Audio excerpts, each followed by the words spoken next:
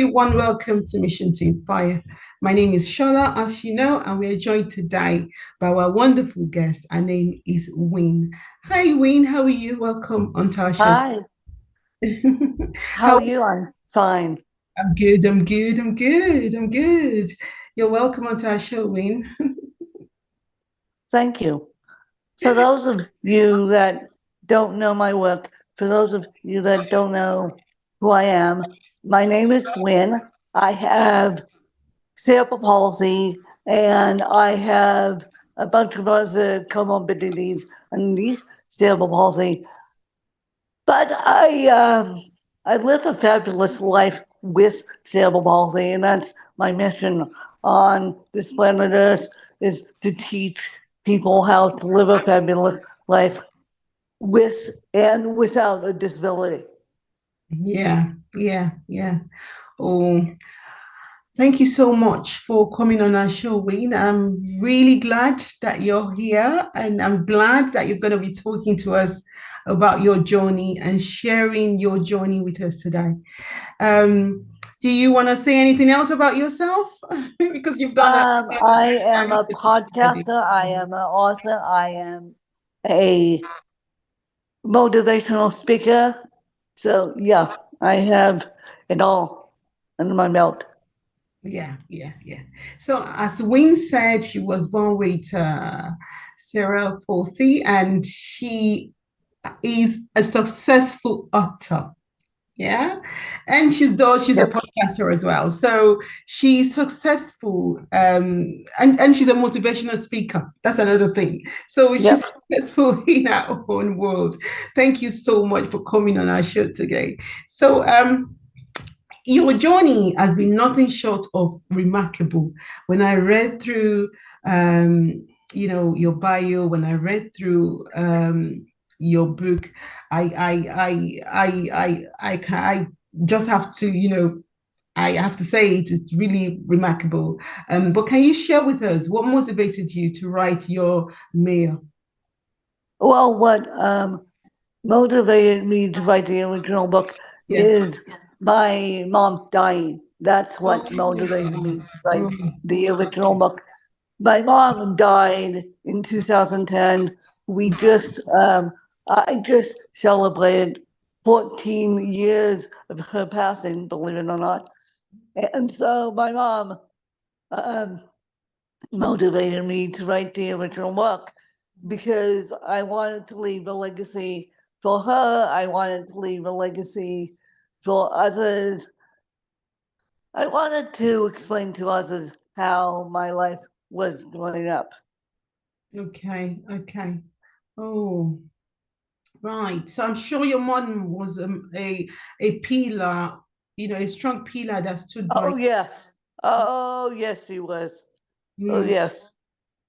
right. So that must have taken I don't know, but I'm sure for her to pass away, I don't know why she passed away or how she passed away. I'm sure you must have experienced you know you must have grieved your mom and you must have suffered. But the story gets even better, Shola. The Oh, story gets even better. I lost my dad in 2019. oh no. The story gets even better. I lost. Let me let me let me back up Yeah. and say I lost my mom to an infection in the ICU because she went in the ICU because of a brain aneurysm. And for those of you that don't know what a brain aneurysm is, it's a blood vessel in your brain that burst. And so you can either get a splitting headache or you can either brain aneurysms are deadly. Right. And one of the key signs is a splitting headache. One of the key signs is sensitive to light. One of the key signs is not remembering how to do things. Mm, And so brain aneurysms are deadly. But my dad passed away from undiagnosed stage 4 lung cancer. And so he his death was a mess too. But when I lost my mom, I lost my world because I lost my primary caregiver as well. And I just experienced Mm, major, major surgery back in April, major back surgery. And as I just said, I lost both my parents and have no family whatsoever whatsoever to come out and help me. mm, So I was alone. I have chosen family, thank God, and I have my church family, thank God.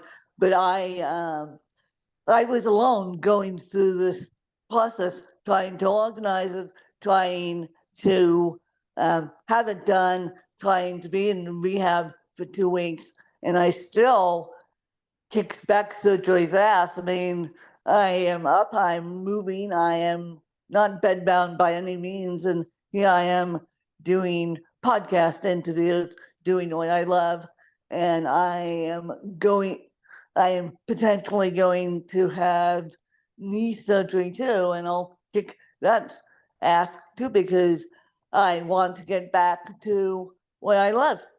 right. Oh, thank you for sharing. Thank you for sharing that. Competing in the Kona Ironman, is a significant achievement for anyone, let alone, with someone suffering from the condition that you're suffering from. What drove you to take such a challenging event? My my teammate, my I didn't want to do it. I almost said no. My teammate Right. wanted to do it, and she used me as a scapegoat to get in. And But you were and this is not funny. you were I I want I wanted to share the world, share with the world I had cerebral palsy, but no, she didn't let me do it, and that's why we didn't cross the finish line. We did not cross the finish line. I plan to do it again um, when I have the opportunity. I okay. have a full team waiting for me to get fully recovered, but my teammate dragged me into the Kona Ironman, and I don't care if she hears this. I don't care what she dragged myself and my aide at the time into the Kona Ironman. Right. Okay. Okay. As a motivational speaker, you've inspired countless people, right? Um, what key messages do you hope your audience take away from your talks, especially those who may be facing their own set of challenges? How not to be so Debbie Downer about their disability. Oh, I have a disability. Oh, it's going to stop me from work. Oh, it's going to stop me from living my life. Go away. Go away. Go nicely fly a kite. I Mm, don't want to hear about it, nor does the world want to hear about it.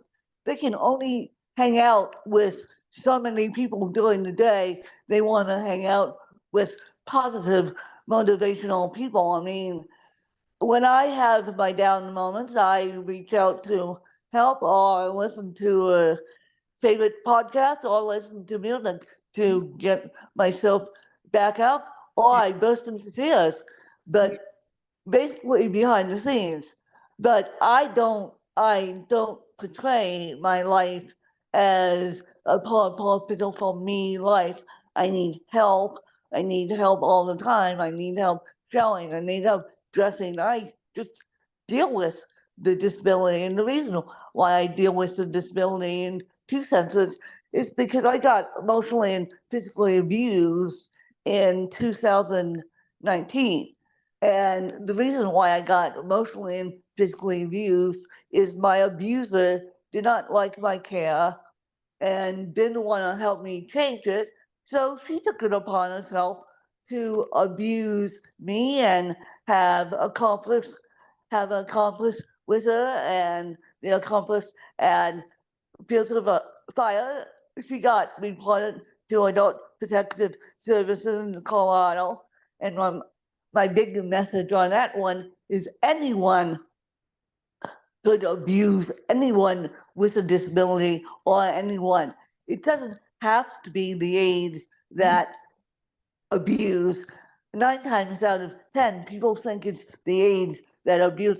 I have aides in this house as we speak right now, and and they wouldn't touch me to save their lives.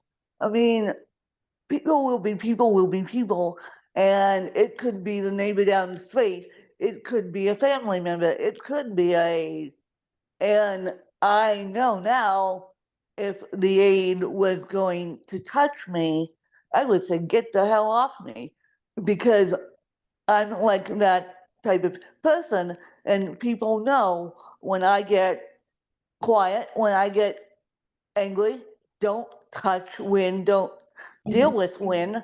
Win will come out of her own shell.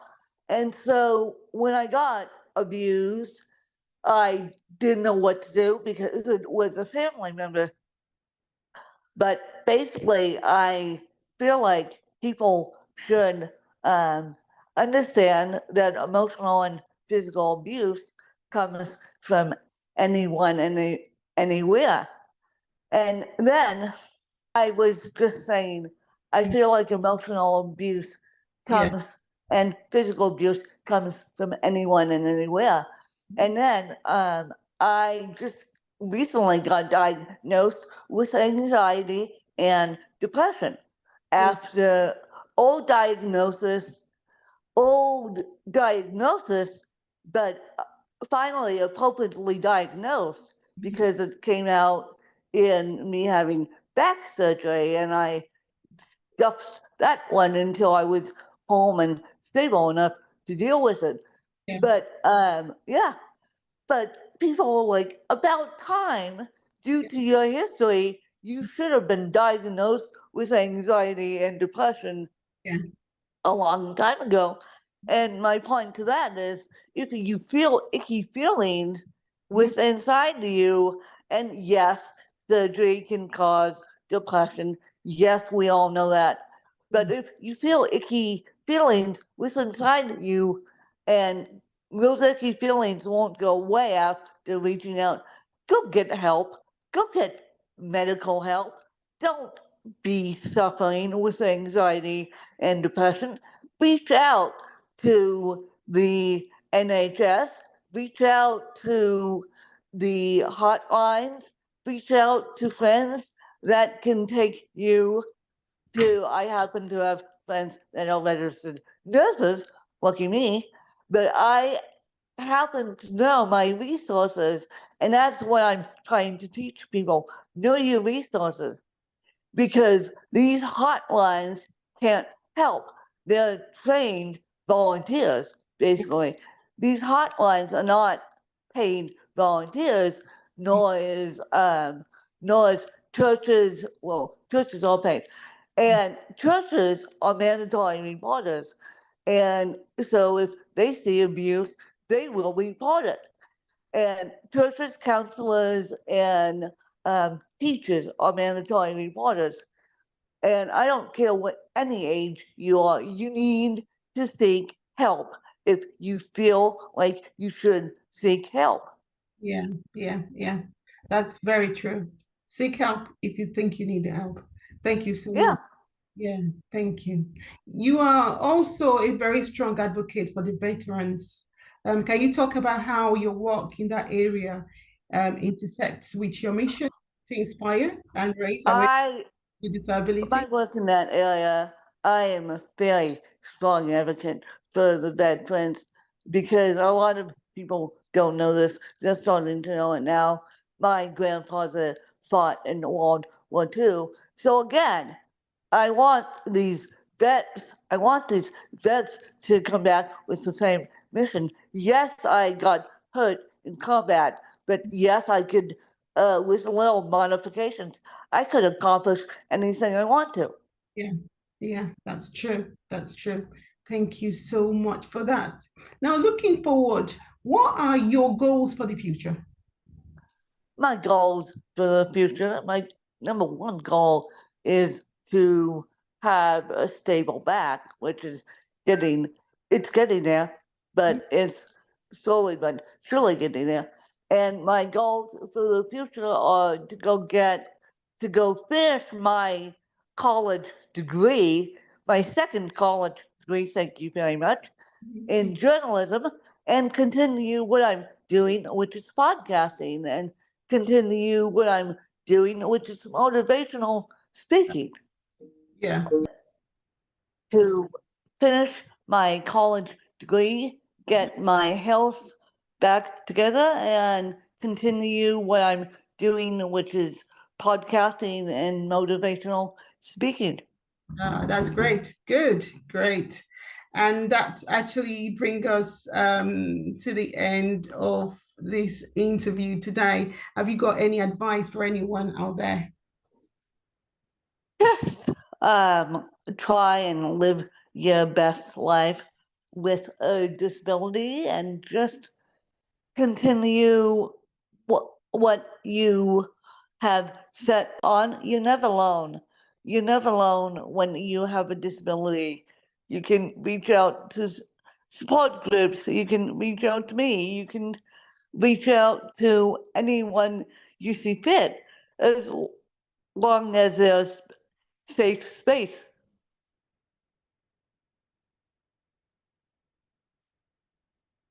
Thank you so much for joining us today, Win. And until next time, it's Shola and Win on Mission to Inspire. Thank you, Win, for joining us. Thank you. Subscribe if you haven't done so. Like, follow, comment. Until next time. Goodbye.